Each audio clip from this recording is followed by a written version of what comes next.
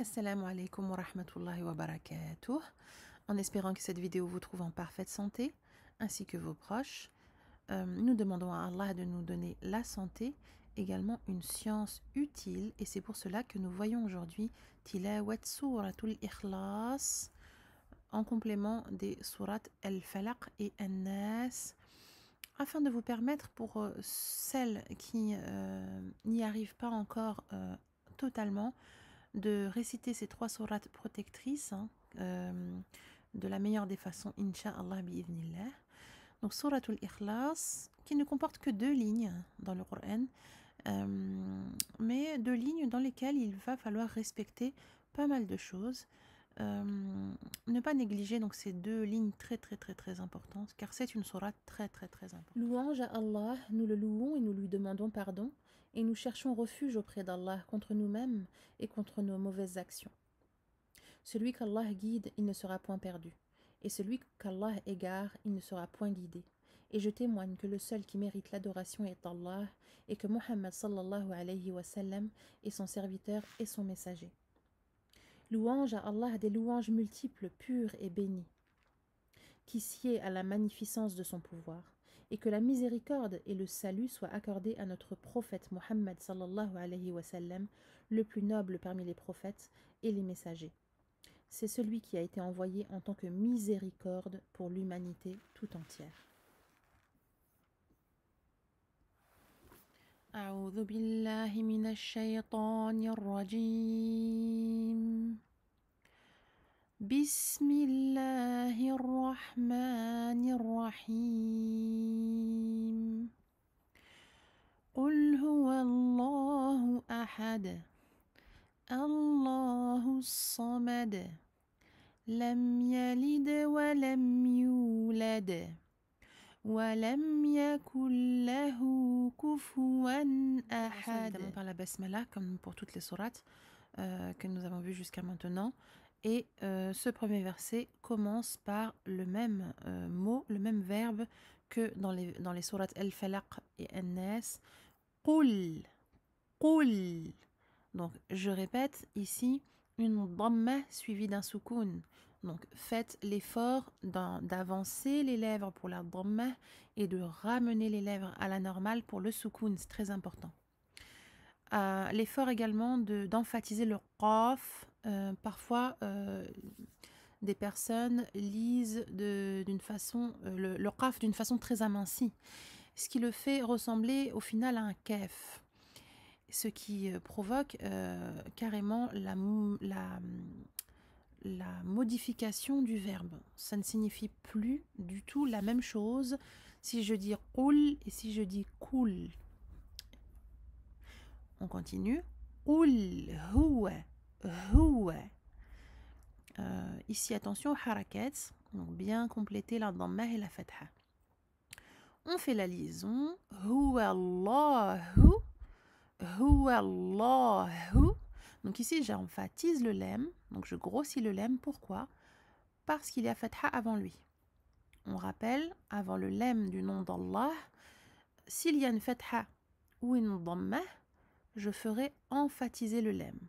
S'il y a une kasra avant, j'amincirai le lem. Ici, fatha, donc je fais un gros lem.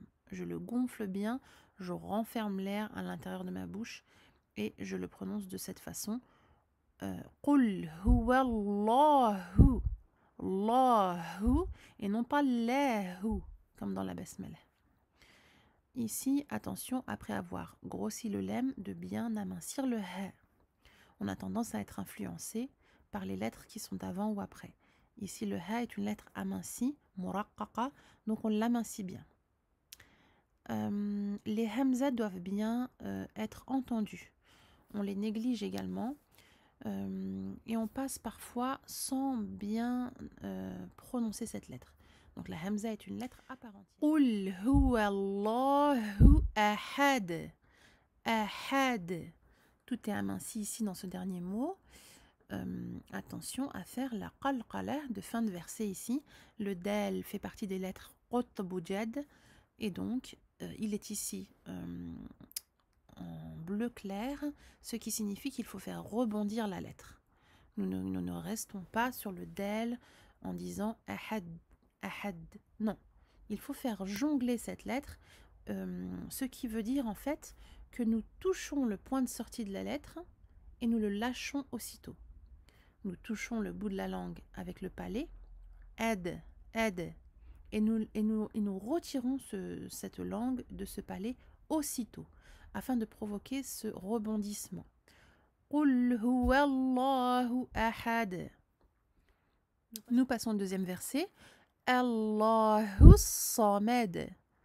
Allahu samad.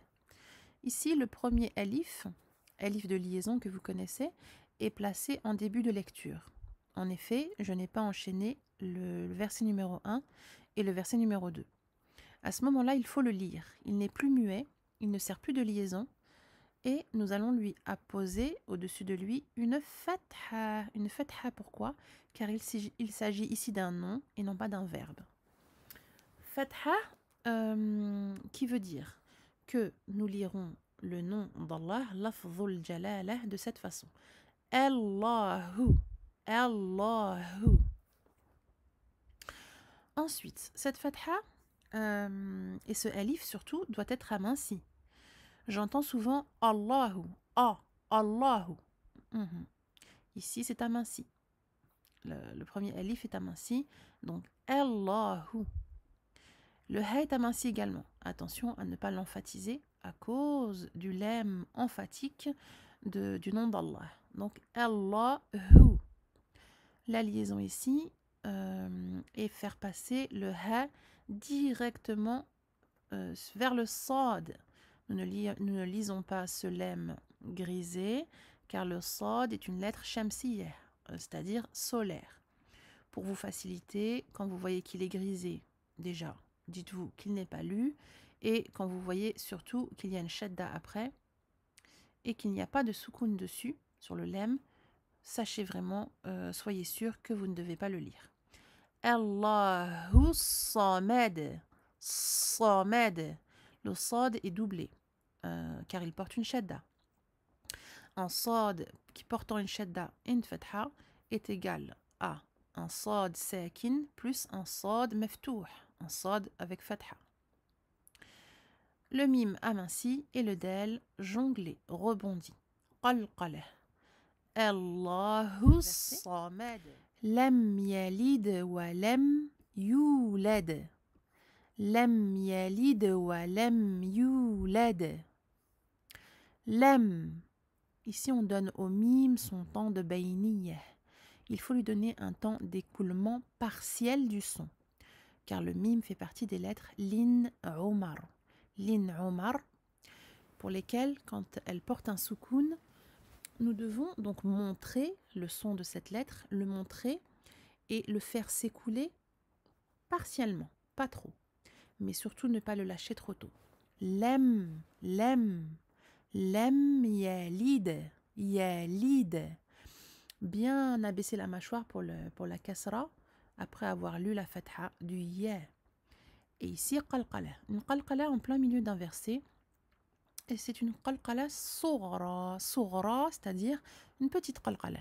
Elle ne sera pas exagérée, entre guillemets, comme la qalqala de fin de verset.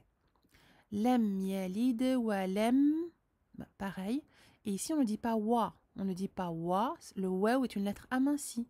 On dit wa, walam, walam. Yulad, yulad. Ce n'est pas yulad. Ici, wa ou soukoun correspond à une prolongation de 2 temps. Med tabi'i harakatain, 2 temps. On prolonge donc la dhamma du ya de 2 temps. Et on procède à la qalqala finale, donc de fin de verset, cette fois-ci qalqala kubra. Yulad. Nous arrivons au dernier verset. Walam yakul lahu kufuwan ahad. Walam, comme tout à l'heure, nous laissons son temps de bayniyah au mim.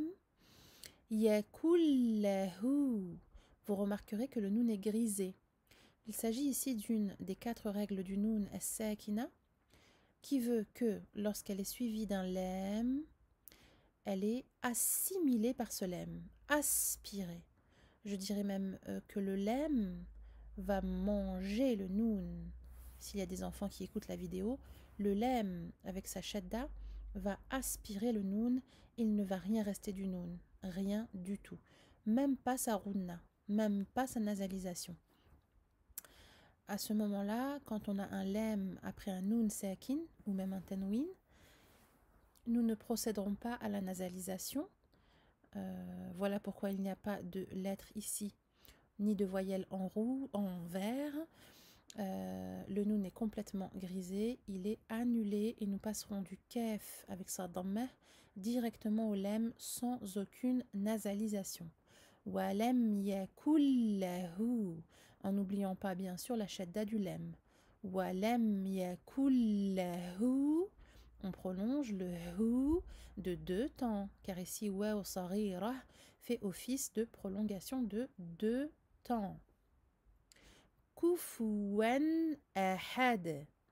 Kufu, on avance bien les lèvres pour les 2 dammah et on fait attention à bien prononcer le waw qui en général, pas pour tout le monde évidemment, mais souvent il est remplacé par une hamza. Car on entend dans certaines récitations kufu'an, kufu'an.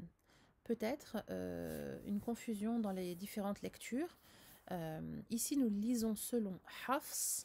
Du coup, il faut bien lire donc le waw avec ses fathatin et donc dire kufu'an. Kufu'an. Et bien distinguer le waw de la hamza. Ne pas les coller. Kufuwan ahad. Ahad. Nous devons donner à chaque lettre son haq. Chaque lettre a son droit.